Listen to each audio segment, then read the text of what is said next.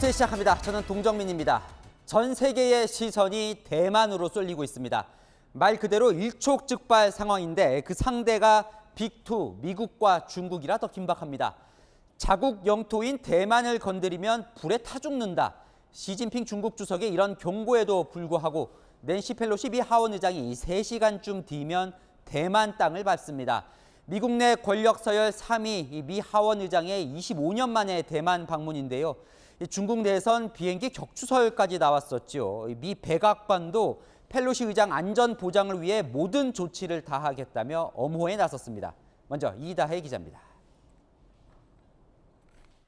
낸시 펠로시 미 하원 의장이 오늘 밤 10시쯤 전용기 편으로 대만에 도착합니다.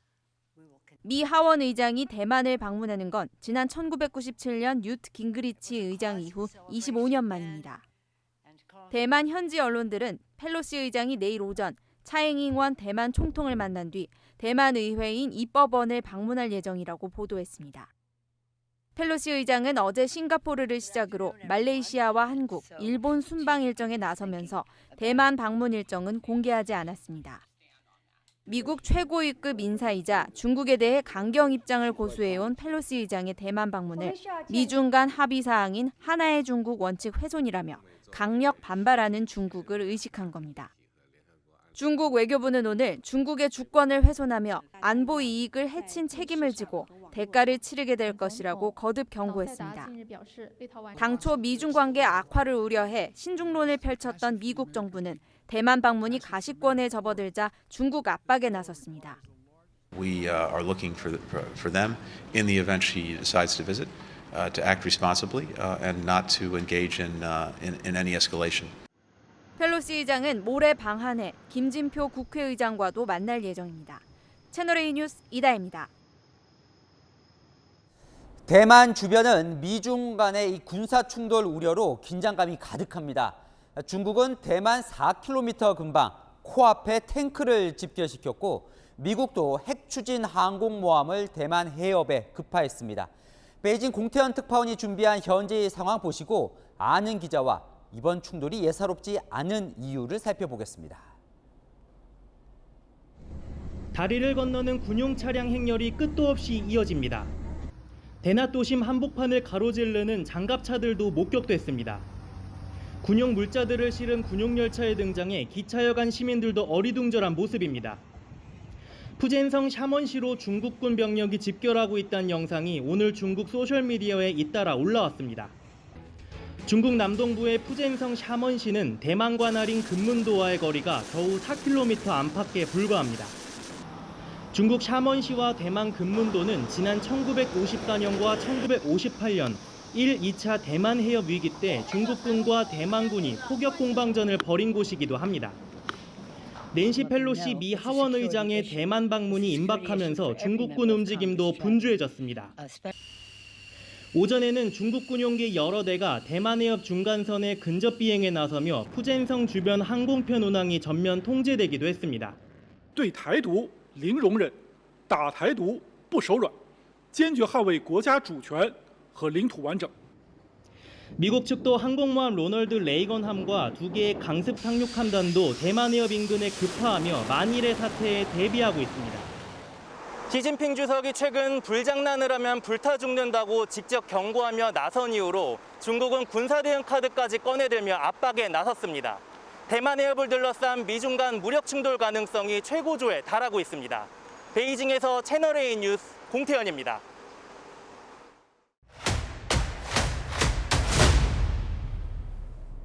아는 기자, 외교안보 국제부 김윤수 기자 나왔습니다. 이게 예상보다 미 하원 의장의 이 대만 방문의 파장이 큰 것 같은데요. 자, 시청자 질문부터 풀죠.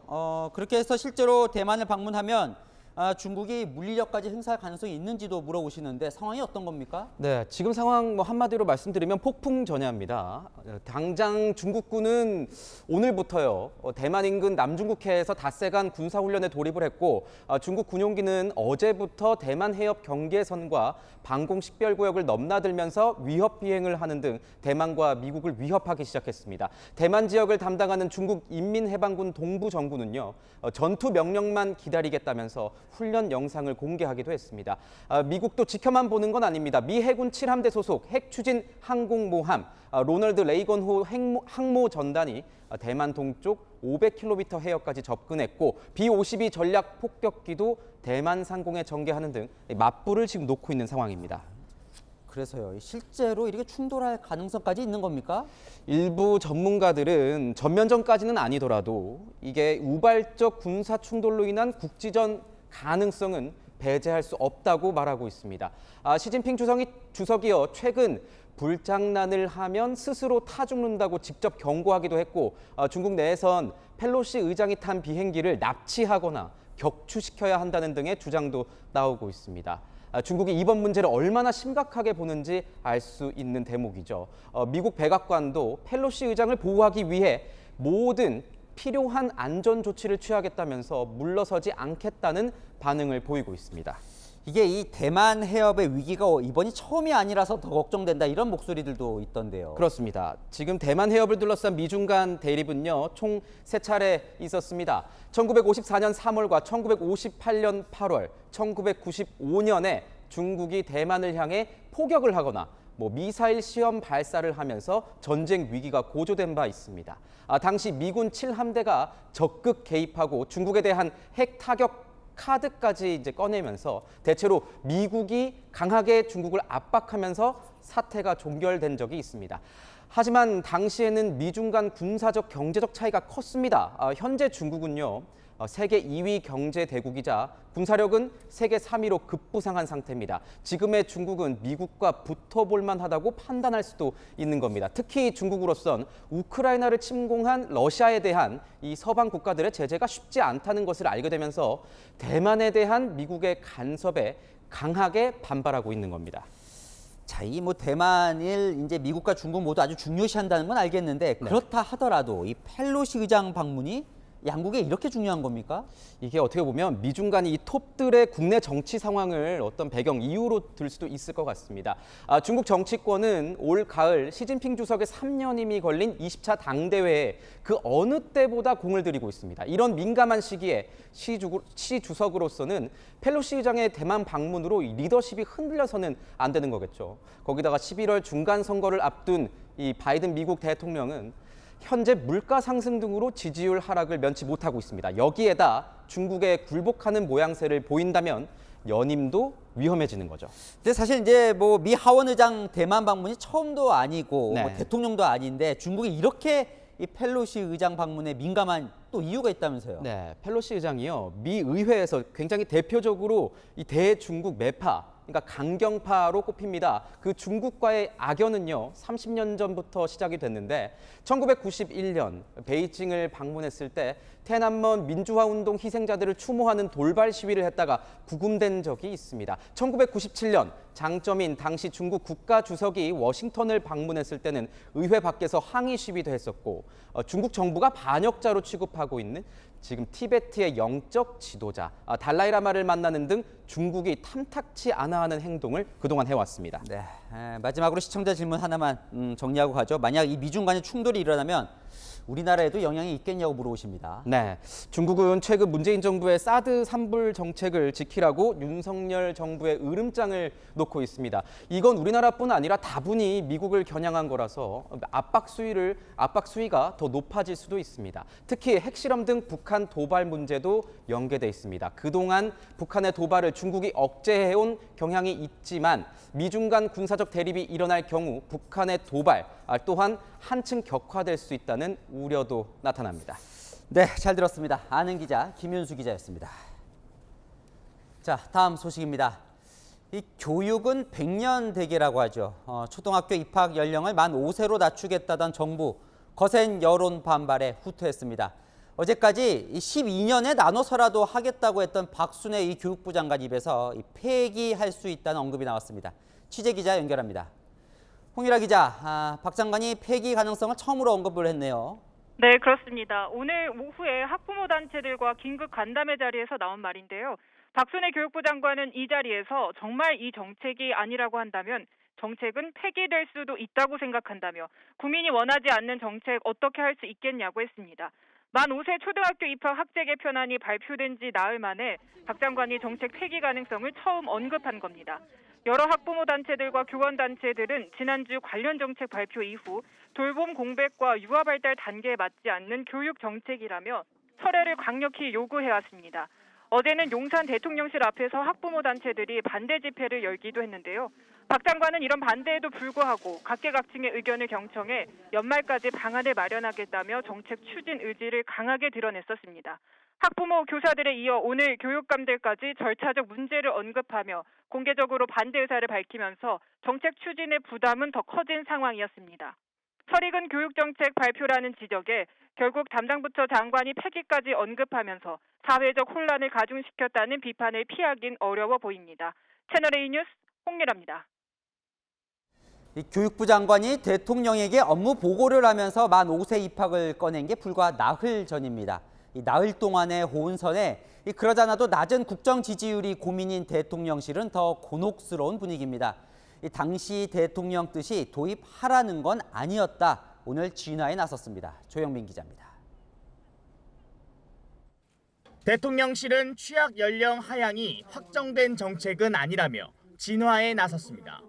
다른 개혁 과제들과 직간접적으로 엮여 있어서 뭉친 실타래를 동시에 풀 수 있는 그런 대안이 될 수는 있겠지만은 그 자체로 목표인 것은 아닙니다. 개혁 방안에 관한 문제의식은 있지만 정해진 답은 없습니다.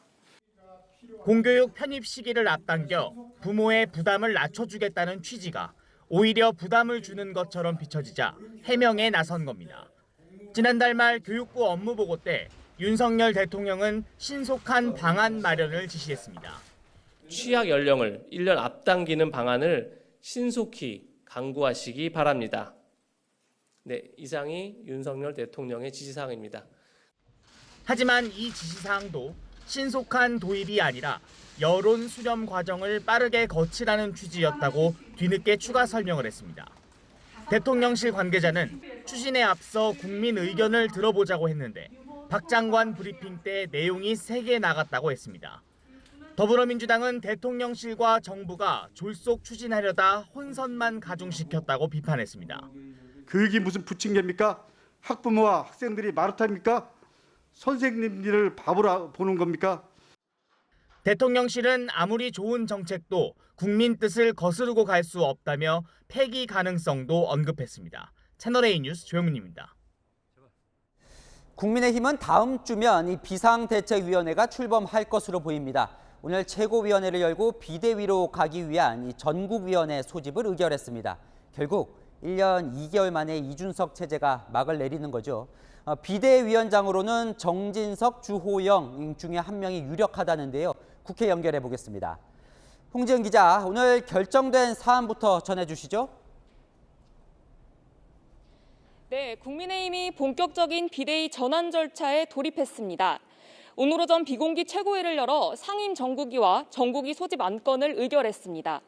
정국위에서 비대위원장을 의결하면 1년 2개월 동안 이어온 이준석 당대표 체제는 자동 해제됩니다. 남은 절차는 이렇습니다. 상임 정국위를 열어 당 비상 상황을 재확인하고 정국위에서 권성동 당대표 직무대행도 비대위원장을 임명할 수 있도록 당원 당규를 개정합니다. 이후 또 한 차례 정국위를 열어 비대위원장을 임명하면 공식 출범하게 됩니다. 오는 12일까지는 절차가 마무리될 것으로 보기 있습니다. 차기 비대위원장 인선에 대한 의견 수렴도 시작됐습니다. 당내 안정적 관리와 대통령실과의 소통 등을 고려해 당내 5선인 정진석 의원과 주호영 의원이 후보군에 들어 있습니다. 다만 논란을 피하기 위해 친윤계를 배제할 경우 주호영 의원이 유력해집니다. 권대행은 오늘 비대위 체제 전환에 부정적이었던 서병수 정국위 의장을 비롯해 4선 중진 의원들과 오찬을 갖고 비대위 체제 전환에 신속하게 전환하도록 뜻을 모았습니다. 자, 이 비대위가 출범을 하면 어떤 형태가 될지도 궁금한데요. 의견이 좀 안에서도 엇갈린다면서요? 네, 그렇습니다. 비대위 성격을 두고 그리고 비대위 성격과 활동 기간을 두고도 의견이 분분합니다. 친윤계를 중심으로는 짧은 관리형 비대위를 꾸려 9월 말 조기 전당대회를 치르고 새 당대표를 뽑자는 목소리가 나오고요. 이준석 대표 복귀를 염두에 둔 장기간의 혁신 돌파형 비대위를 두자는 주장도 있습니다. 이준석 대표 측은 절차적 정당성을 지적하고 나섰습니다. 이 대표는 SNS에 절대 반지를 향한 그들의 탐욕은 계속된다며 사퇴 선언한 최고위원들이 최고위 의결에 참여한 것을 정조준했는데요. 이 대표 측은 가처분 신청 등 법적 대응과 관련해 조만간 결론을 낼 것으로 알려졌습니다. 지금까지 국회에서 채널A 뉴스 홍지은입니다. 이제 비대위 출범의 키는 권성동 직무대행의 손을 떠나서 서병수 전국위원회 의장으로 넘어왔습니다.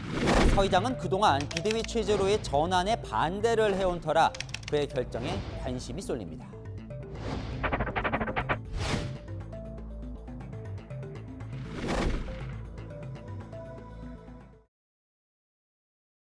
네, 서병수 의장님, 자 비대위 체제로 가려면 상임 전국위원회와 전국위원회를 무조건 열어야 되는 거죠? 유권 해석이 상임 전국위원회에서 이루어지면 그 다음 단계로 이제 전국위원회에 올려가지고 비상대책위원장을 임명할 수 있는 권한을 직무대행에게 주는 그런 당헌 개정의 수순을 밟을 수가 있는 겁니다. 자, 그러면요 언제 여는 겁니까? 비대위원장뿐만이 아니라 비상대책위원들까지도 임명을 해서 비상대책위원회가 온전하게 출범할 수 있는 그런 상황까지 결론을 내는데 다른 어떤 특별한 어떤 문제가 없다면 8월 12일까지는 해야 되지 않는가 이렇게 생각을 하고 준비를 하고 있습니다. 자, 그러면 8월 12일에 예정대로 이제 전국위원회에서 다 마무리 짓는다면 법적인 하자는 완전히 없어지는 겁니까? 지금 이준석 대표는 가처분 신청 이야기 쪽도 나오고 있는 것 같은데요. 네, 바로 이제 그 점이 걸림돌이 되고 있습니다. 비상대책위원회가 만일에 출범을 하게 되면 그 즉시 제명과 같은 효과가 나타나기 때문에 일반인들, 공무원들 같으면 파면이거든요. 네. 자기가 할 수 있는 모든 것을 다 하지 않을까. 자, 만약에 이번에 8월 12일 말씀하셨는데 비대위원회가 출범을 하면 조기 전당대회로 가는 겁니까? 아니면 또 기약 없이 비대위로 쭉 갈 수도 있는 겁니까? 제 생각에는 지금 현재 말하고 있는 비상대책위원회라고 하는 것은 조기 전당대회를 하기 위한 임시적인 과도기적인 비상대책위원회다 이렇게 생각을 하고 있고 그렇기 때문에 지도부를 포함을 해서 많은 의원들께서 당내 5선 중진 의원들 중에서 비상대책위원장을 맡는 것이 바람직하다 이렇게 의견을 피력하고 있다고 저는 듣고 있습니다.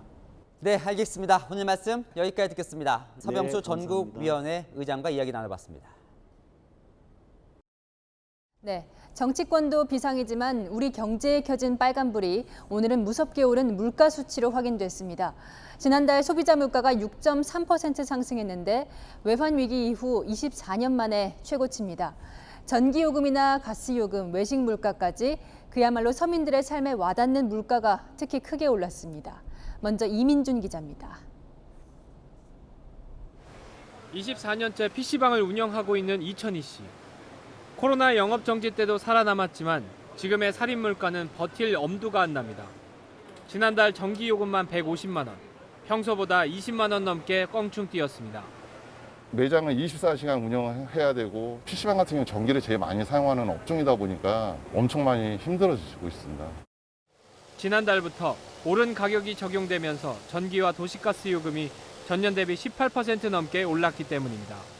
역대 최대 상승폭입니다. 지난달 폭염과 잦은 비로 채소값은 26% 가까이 급등해 밥상 물가를 자극했고 축산물 가격도 1년 전보다 6.5%나 올랐습니다. 외식 물가까지 8.4% 상승했는데 30년 만에 가장 높은 상승률로 물가 상승을 견인했습니다. 천정부지 기름값도 다소 꺾였다지만 1년 전과 비교하면 경유는 47%, 휘발유는 25% 비싼 상황. 말 그대로 안 오른 게 없는데 실제 지난달 소비자 물가 상승률은 6.3%로 두 달 연속 6%대 고공행진 중입니다. 1998년 IMF 외환위기 때와 버금가는 수준입니다. 문제는 물가가 적어도 10월까지는 계속 오를 거란 겁니다.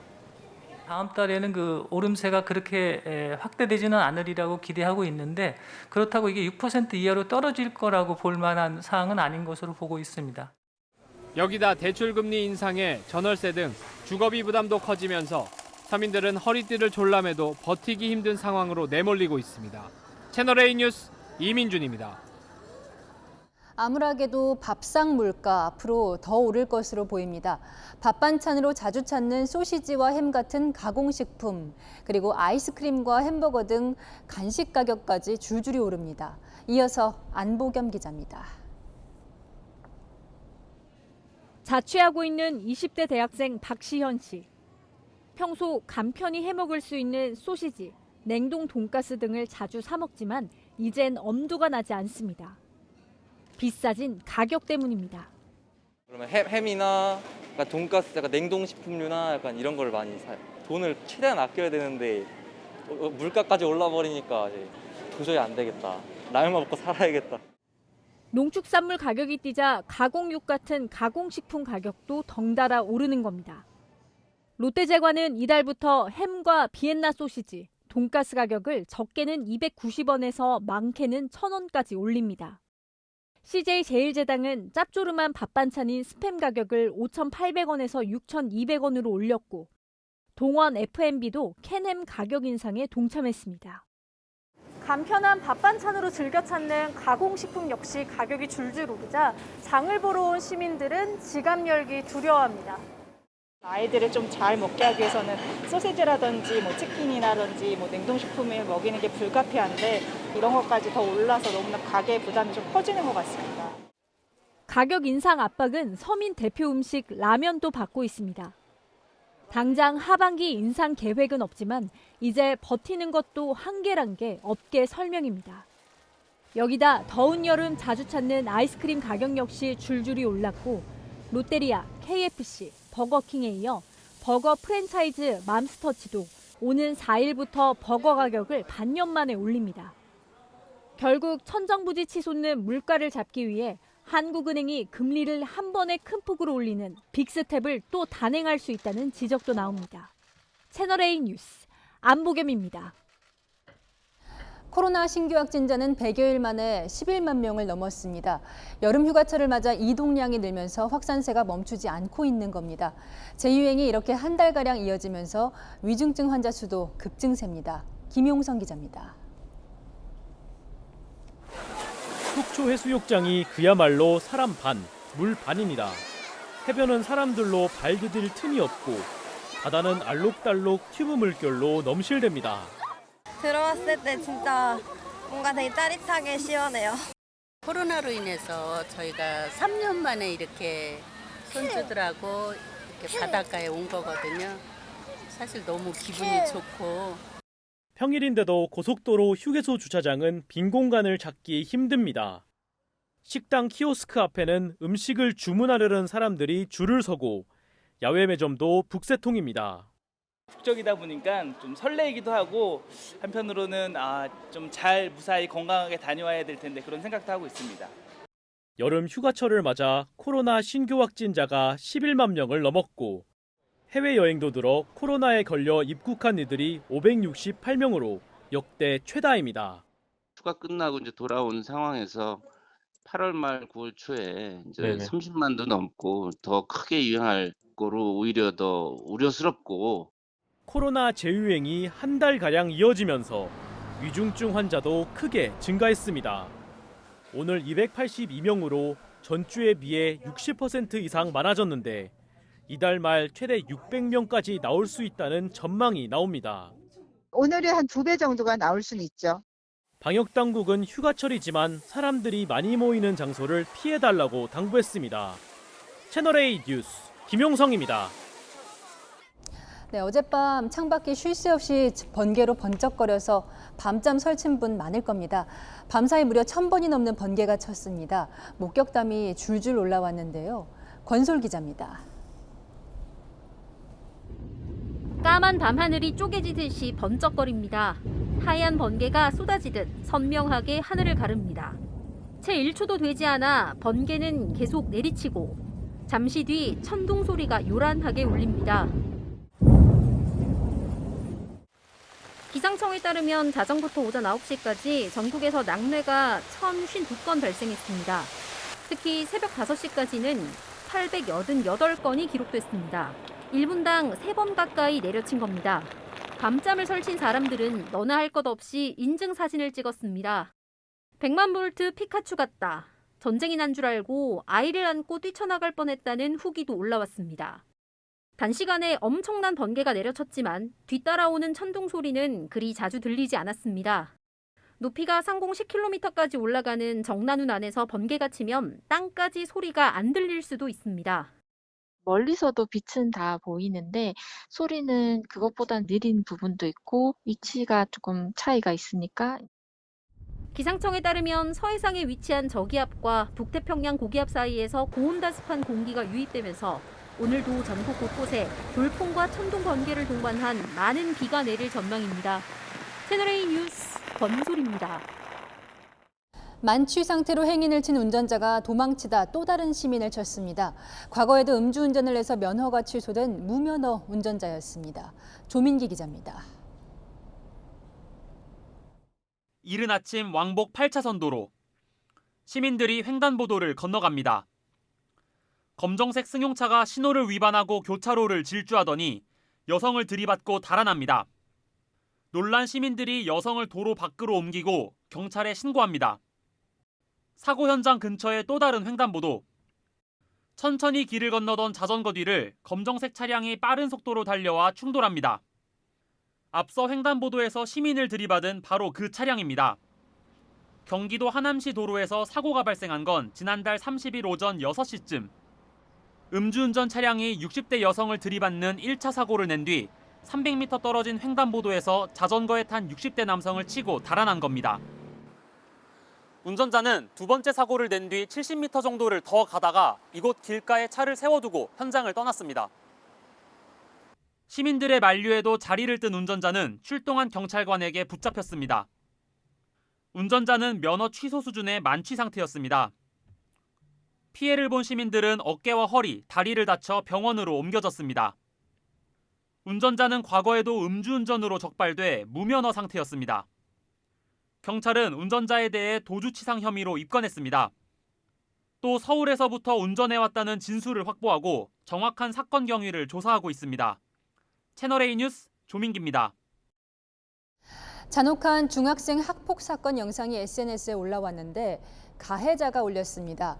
폭행뿐만 아니라 영상 유포로 피해자에게 또 고통을 준 겁니다. 김태영 기자입니다.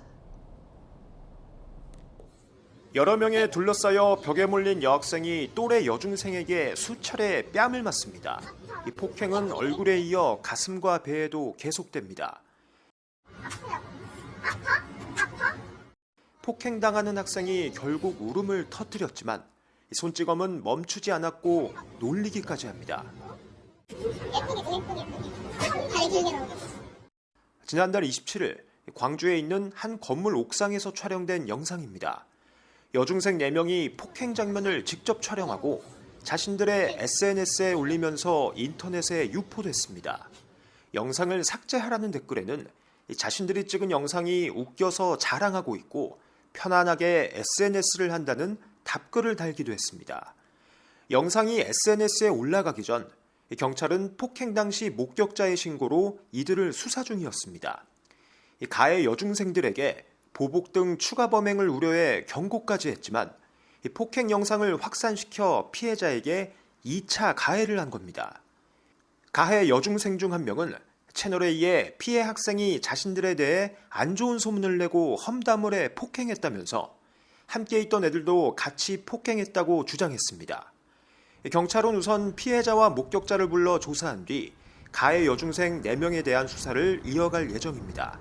이 가해 학생들은 모두 만 14세 미만이 아니어서 촉법소년에 해당되지 않는 것으로 파악됐습니다.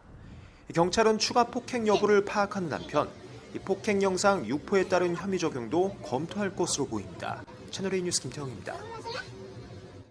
자녀를 사칭해 연락이 오는 피싱 범죄나 음란 통화를 유도하는 몸캠 피싱. 경찰이 검거하고 언론이 알려도 갈수록 진화하고 있습니다. 경찰이 이번엔 일당 129명을 검거했는데 피해 금액이 무려 44억 원이 넘습니다. 신선미 기자입니다. 금은방에 들어온 남성이 귀금속을 살펴봅니다. 가게 주인이 자신의 은행 계좌로 돈이 들어온 걸 확인한 뒤 귀금속을 꺼내 남성에게 건넵니다. 알고 보니 이 남성은 피싱 범죄 조직원. 피해자에게 가로챈 현금을 귀금속으로 바꾸는 자금 세탁을 한 겁니다. 이 피싱 조직은 피해자에게 자녀인 척 접근해 문자를 보냈습니다. 엄마에게 휴대전화 액정이 깨져서 보험 처리를 해야 한다며 링크를 보내고 원격 제어 앱을 설치하도록 했습니다. 설치된 원격 제어 앱을 이용해 피해자 명의로 대출을 받거나 예금을 해지해 돈을 빼내갔습니다. 또 음란 영상통화를 유도한 뒤 소리가 들리지 않는다며 앱을 설치하게 하고 몰래 녹화한 영상을 유포하겠다고 해 돈을 뜯어내기도 했습니다. 경찰이 현재까지 확인한 피해자는 538명, 피해 금액은 44억 5천만 원에 이릅니다. 확인 전화를 한 번만 하는 걸로도 링크를 클릭하지 마시고 어플을 설치하지 않는 걸로도 수천만 원 피해를 예방할 수 있습니다. 경찰은 피싱 일당 129명을 붙잡아 이 중 35명을 구속했습니다. 중국에 있는 총책은 적색 수배하는 등 국제 공조 수사를 요청했습니다. 또 범행에 사용한 현금카드와 휴대전화, 현금 1억 9천만 원을 압수했습니다. 채널A 뉴스 신선미입니다. 아파트 단지에서 개가 8살 어린이를 공격하는 영상 기억하실 겁니다. 이 개가 안락사되는 대신 동물보호단체의 보호를 받게 됐습니다. 어떻게 된 일인지 배유미 기자가 알아봤습니다. 아파트 단지에서 8살 아이가 목줄이 풀린 개에 쫓겨 달아납니다. 도망치다 넘어진 아이는 2분 동안 목과 팔, 다리 등을 물렸고 택배기사가 개를 쫓아낼 때까지 공격은 이어졌습니다. 그때는 개도 아니고 맹수 같았고 굉장히 위험스럽고 무서웠다. 경찰은 이 개를 안락사하려 했지만 검찰이 잠정 중단시켰습니다. 제출된 자료만으로는 사고견이 안락사를 시킬 만큼 위험한지 판단할 수 없다는 이유에서입니다. 동물보호법에 따라 위험성을 진단하고 안락사를 실행할 수의사도 구하지 못했습니다. 동물보호법상에 처리하려니까 현실적으로 안 되는 거지. 동물보호법상에 수의사가 있어야 가능해요, 그게. 근데 나서는 수의사가 없습니다. 결국 이 개는 지난달 31일 동물보호단체로 인계됐습니다. 지금은 사람의 손길도 받아들이고 온순하게 지내는 것으로 알려졌습니다. 공격성을 전혀 볼 수는 없었어요. 어떤 훈련 프로그램을 하면은 문제가 해결되겠다 생각이 드는데 다만 이제 저희가 전례는 있잖아요. 이 강아지가. 이 개는 재판 결과가 나올 때까지 동물보호단체에서 임시 보호됩니다. 채널A 뉴스 배유미입니다. 지난해 아파트 지하 주차장에서 스팀 세차기가 폭발해서 무려 차량 670여 대가 불탄 적이 있습니다. 올해 초엔 비슷한 사고로 사람이 숨진 적도 있는데요. 다시 간다 남영주 기자가 이 스팀 세차 현장들을 점검을 해보니 안전 측면에선 허점 투성이었습니다. 보시겠습니다.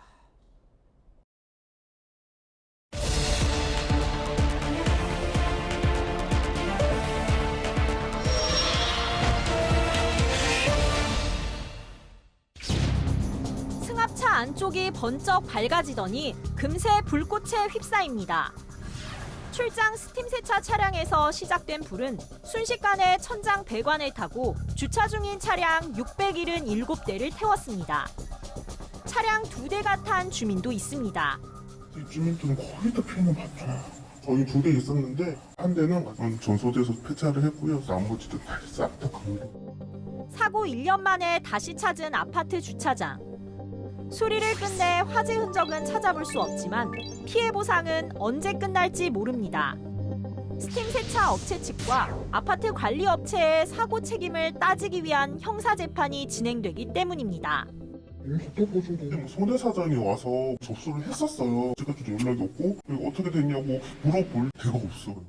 보상은 받은 건 하나도 없어야지.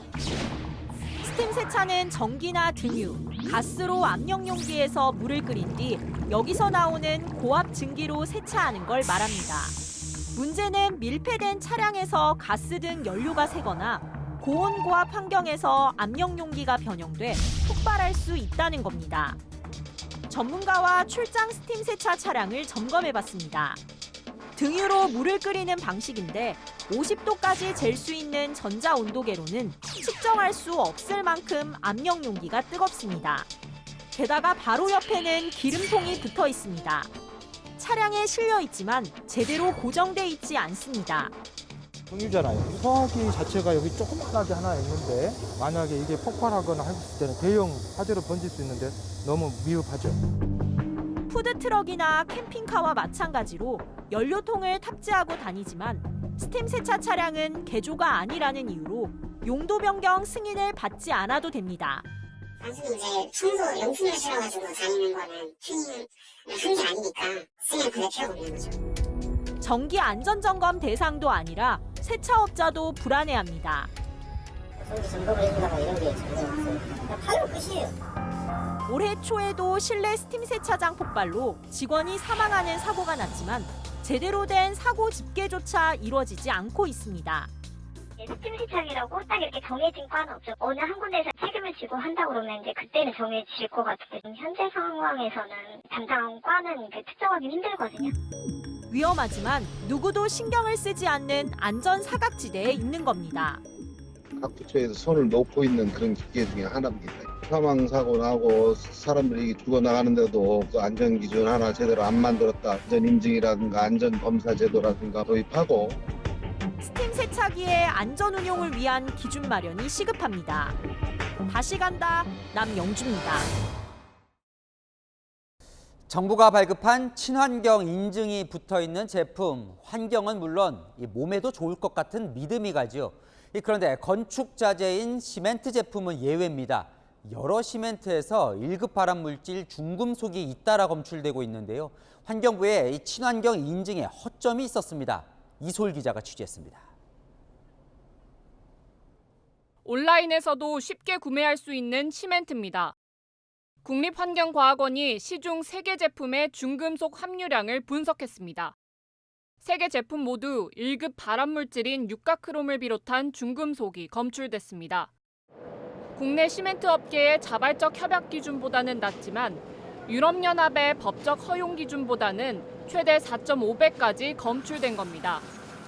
지난해 8월에도 11개 제품 중 10개에서 자발적 협약 기준보다는 낮지만 발암물질이 검출됐습니다. 시멘트 업계는 석유와 함께 산업 폐기물 등을 태워 재를 생성시키는 방식으로 제품을 만드는데 이때 생긴 재에 중금속 성분이 남는 겁니다. 하지만 환경부는 이런 공정이 쓰레기 문제를 해소하고 자원순환에 도움이 된다며 친환경 인증을 해주고 있습니다. 최근 3년간 인증을 받은 제품은 16개에 이릅니다. 하지만 시멘트 속 발암물질은 건축 과정에서 인체에 영향을 줄 수 있습니다. 딱딱하게 굳어진 뒤에는 대체로 안전하다는 게 환경부의 설명이지만 물에 노출되거나 주변 환경에 따라 위험할 수 있다는 의견도 일부 있습니다. 건설하는 과정 쪽에서 시멘트 분진이 일부가 비산되어지니까 주로 호흡기 손상이나 암 발생이나 이런 부분에 대한 치명적인 영향을 발생할 가능성이 높게 됩니다. 친환경이라는 용어 때문에 환경과 인체에 모두 도움이 될 것 같지만 환경부의 시멘트 심사 기준에는 인체 유해성이 포함되지 않습니다. 인증 요건이 7가지가 있는데 이 중에 한 가지만 요건에 해당되고 인증을 해주는 이러한 느슨한 제도가 문제가 있다고 봅니다. 환경부도 친환경이라는 단어 때문에 인체에 무해한 것처럼 오인할 수 있다는 점을 인정하고 있습니다. 이 때문에 유해물질 검출량을 인증 기준에 포함시키는 방안을 검토하고 있다고 밝혔습니다. 채널A 뉴스 이솔입니다. 민주당은 내일부터 이 대표를 뽑는 권역별 온라인 투표가 시작됩니다. 이재명 의원에 맞서기 위한 박용진, 강훈식 의원 이 단일화는 점점 어려워지는 분위기입니다. 유준 기자입니다. 민주당 당대표 후보인 박용진 의원은 오늘도 단일화를 재차 압박했습니다. 빠르면 빠를수록 좋겠다. 그건 당원들에 대한 예의다. 단일화를 머뭇거리고 있는 사이에 그 당원들이 투표가 진행돼요, 오늘부터. 하지만 강훈식 의원은 상대적으로 단일화에 느긋합니다. 그냥 수치를 더하는 방식의 단일화로 실제로 지금 전체의 5대명이라고 불리고 있는 민주당 전당대회를 넘을 수 있는 건지는 저는 회의적이고요. 네. 단일화보다는 완주를 통해 정치인으로서 인지도를 높이겠다는 의도가 담긴 것으로 풀이됩니다. 이재명 의원 측은 단일화가 어려울 것으로 내다보고 있습니다. 한 이재명계 의원은 지금 시점의 단일화는 불가능한 이야기라며 단일화 가능성은 아예 염두에 두고 있지 않다고 말했습니다. 이재명 의원은 다른 후보들의 움직임에 무대응으로 일관하고 있습니다. 후보들 계속 공격 이어지고 있는데 이건 좀 어떻게 보세요? 실제 당내에서도 단일화 가능성을 적게 보고 있습니다. 우상호 민주당 비대위원장은 단일화가 필요한지 의문이라고 했습니다. 민주당은 내일부터 4주간 지역별 투표를 거쳐 오는 28일 당대표를 선출합니다. 대의원과 권리당원 투표 70%에 여론조사 30%를 합산하게 됩니다. 채널A 뉴스 유주은입니다. 이재명 의원의 변호사비를 대납했다는 의혹을 받고 있는 쌍방울 그룹, 이 검찰이 수사 중인데요. 의혹의 전모를 알 거라고 지목되어 온 쌍방울 전 회장, 지금 해외에 있는데 그 출국 시점에 새로운 의혹이 제기됐습니다. 검찰에서 수사 기밀이 유출된 뒤였다는 겁니다. 김민곤 기자입니다. 수원지검이 쌍방울 본사를 압수수색한 건 지난 6월 23일과 7월 7일. 주가 조작 의혹을 수사하는 형사 6부가 벌인 압수수색이었습니다. 지난달 7일은 공동수사부가 이재명 민주당 의원의 변호를 맡았던 이모 변호사 사무실을 압수수색한 날이기도 합니다. 그런데 이때 압수물 분석 과정에서 검찰의 수사기밀이 유출된 정황이 포착됐습니다. 유출 경로로는 수원지검 수사관이 지목됐습니다. 검찰은 쌍방울의 김모 전 회장이 출국했던 지난 5월 말 전에 유출된 걸로 보고 있습니다. 지난해 회장에서 물러난 김 전 회장은 의혹 규명의 핵심 인물인데 수사기밀 유출 시점과 검찰의 강제 수사 시점 사이에 출국한 겁니다. 쌍방울 측은 김 전 회장이 국내에 있다고 해명해왔습니다. 저희가 확인해본 건 국내에 체류진 걸로 확인이 됐고. 언제쯤 확인하신 거예요? 좀 됐죠. 한 1, 2주? 하지만 이 시기에도 김 전 회장이 해외에 있던 걸로 검찰은 보고 있습니다. 김 전 회장 조사도 쉽지 않은 데다 수사기밀 유출까지 불거지면서 검찰 수사는 난항을 겪고 있습니다. 특히 변호사비 대납 의혹 사건 수사는 공소시효가 한 달 앞으로 다가오면서 시간에 쫓기게 됐습니다. 채널A 뉴스 김민곤입니다. 국민대는 김건희 여사 논문이 표절이 아니라고 어제 결론을 내렸는데요. 논란은 계속되고 있습니다. 국민대 동문들은 조사 과정을 공개하라고 반발을 했고 야당도 교육부가 다시 검증하라고 요구했습니다. 서주희 기자입니다. 국민대 졸업생 200여 명으로 이뤄진 동문 비상대책위원회는 김건희 여사 논문 심사 재조사 과정을 투명하게 공개하라고 요구했습니다. 이번 발표가 조사위원회의 결론인지 학교의 정치적 입장인지 확인이 필요하단 겁니다. 재조사위원회 조사한 결과에 온전히 근거한 것인지 김건희 씨 측과의 관계에서는 우려해서 자기들 입장을 많이 반영해가지고 판단한 것인지. 야당도 비판의 날을 세웠습니다. 교육부 차원의 검증이 불가피합니다. 부실 검증의 면죄부를 확정해 준다면 국민적 비판에 직면할 것임을 엄중히 경고합니다. 국민대는 논문 4편 가운데 3편은 표절이 아니고 한 편은 자료 미비 등의 이유로 검증이 불가하다고 결론 내렸습니다. 학문 분야에서 용인되는 범위를 벗어나지 않았고 당시 연구윤리 시스템이 미비했다는 점을 고려했단 겁니다. 멤버 유지라는 영문 문구는 미흡했지만 연구 부정에 해당되지 않는다고도 밝혔습니다. 교수들 사이에선 재조사위원회를 믿는다는 입장과 바람직하지 않은 결정이란 의견이 엇갈리고 있습니다. 이번 결론으로 김 여사는 박사학위를 유지하게 됐지만 논란은 이어질 전망입니다. 채널A 뉴스 서주입니다.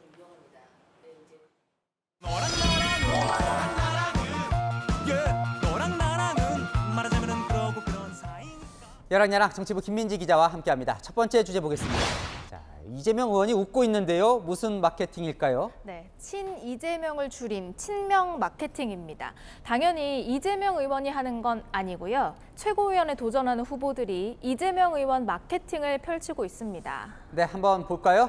한 장 한 박 뒤에 이재명 의원 얼굴이 보이네요. 네. 이 의원과 가까운 후보들에게 한 표씩 주자는 호소입니다.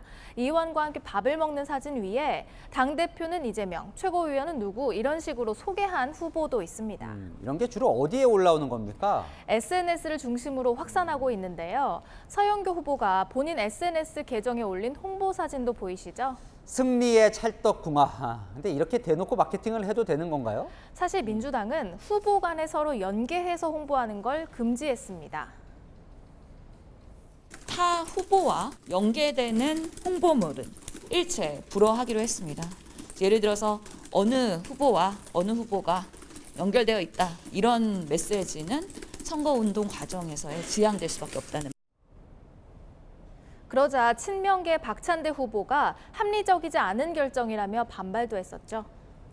그런데 하지 말라고 해도 다 하네요. 네, 오늘 민주당 중앙당 선관위는요, SNS까지 컨트롤을 못한다는 입장을 밝혔는데요. 이 못 말리는 친명 마케팅 선거 내내 이어질 것 같습니다. 네, 다음 주제 보겠습니다. 윤석열 대통령이 또 법사 논란에 휩싸였나 보죠. 네, 최근 정치권에는요, 이런 정보지 내용이 소위 정보지 등을 통해서 나돌았습니다. 모 법사가 대통령 내외와 친분을 과시하면서 이권에 개입하고 있다는 소문이 퍼져서 대통령실이 조사에 나섰다는 내용입니다. 대통령과 친하다면서 뭘 해줬는지도 뭐가 있습니까? 세무조사 무마를 해주겠다, 인사청탁 등을 해주겠다 이렇게 영향력을 마치 행사할 수 있는 것처럼 과시했다는 겁니다. 정보지다 보니까 사실 확인을 좀 해봐야 될 것 같은데요. 자, 대통령실에선 그래서 뭐라고 합니까? 대통령실 관계자는 풍문이 돌고 있기 때문에 필요하다면 조사하고 조치를 취하겠다고 했는데요. 다만 그 법사와 대통령 부부는 접촉이 없다고 강조했습니다. 하지만 야당은 바로 공세에 나섰습니다.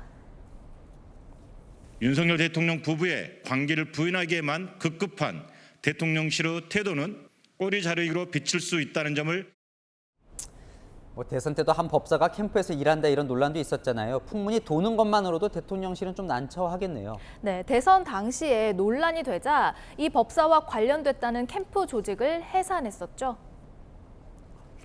무속인 논란 문제는 없다고 말씀하셨지만 오늘 네트워크 본부 해산됐는데요. 국민들께서 혹시나 오해 소지를 갖고 계신다면 빠른 조치를 하는 것이 맞다라고 우리 선대본에서 결론을 내렸습니다.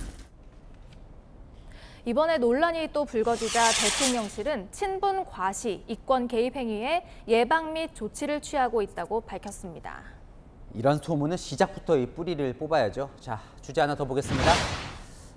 너도 나도 비대위, 우상호 민주당 비대위원장 얼굴이 보이고요. 네, 오른쪽은 정의당 이은주 비대위원장인데요. 이 국민의힘이 비대위 체제로 전환하는 수순을 밟으면서 국회 1당, 2당, 3당이 모두 비대위 체제가 될 것 같습니다.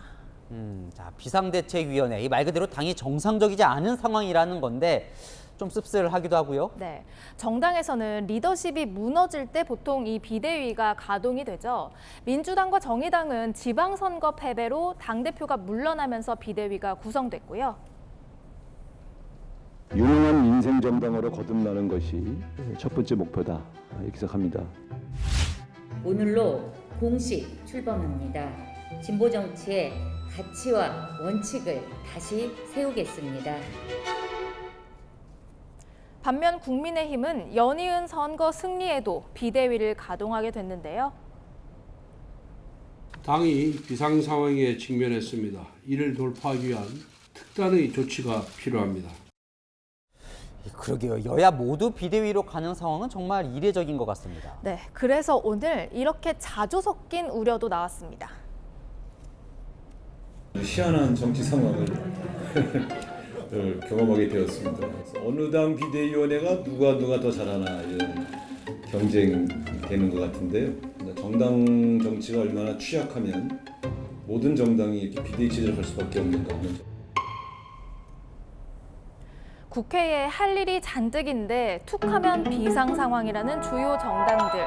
국민은 누굴 믿고 나라를 맡겨야 할까요? 어떻게 보면 정치권은 늘 비상이었던 것 같기도 하고요. 여랑야랑이었습니다. 21년 전 미국 뉴욕에서 벌어진 9.11 테러를 주도했던 알카에다의 수계 오사마 빈 라덴의 후계자 아이만 알자와히리를 미국이 공습해서 숨지게 했다고 오늘 공식 발표했습니다. 곽정아 기자입니다. 2001년 9월 11일 납치된 4대의 항공기들이 미국 뉴욕의 세계무역센터 등에 잇따라 충돌했습니다.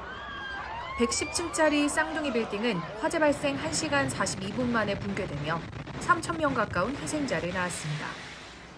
이슬람 근본주의 세력인 빈라덴과 무장 테러 조직 알카에다의 테러 공격이었습니다. 테러와의 전쟁을 선포한 지 21년 만에 미국이 알카에다의 수괴 아이만 알 자와히리를 제거했습니다. 현재 시각 지난달 30일 아프가니스탄에서 미국 중앙정보국 주도의 드론 공습으로 사망했습니다. And I made a promise to the American people that we continue to conduct effective counterterrorism operations in Afghanistan and beyond. We've done just that. 알 자와히리는 가족과 함께 카불 시내의 한 주택에 은신해 있다가 CIA의 드론이 쏜 헬파이어 미사일에 폭격당한 것으로 알려졌습니다. Now, justice has been delivered, and this terrorist leader is no more. 알 자와히리는 오사마 빈 라덴의 주치의 출신으로 빈 라덴과 함께 9.11 테러를 주도한 인물입니다. 2011년 빈 라덴이 사살된 후 알카에다의 후계자로 활동해왔으며 327억 원의 현상금이 걸렸습니다. 채널A 뉴스 곽정아입니다. 호주에서 원주민 출신의 상원 의원이 영국 엘리자베스 여왕을 식민 지배자로 지칭해 논란이 일고 있습니다. 나라 밖 소식 전혜정 기자가 보도합니다. 저항을 상징하는 주먹을 들어올린 채 연단에 나선 한 여성 의원이 취임 선서문을 읽는데 소란이 벌어집니다. I,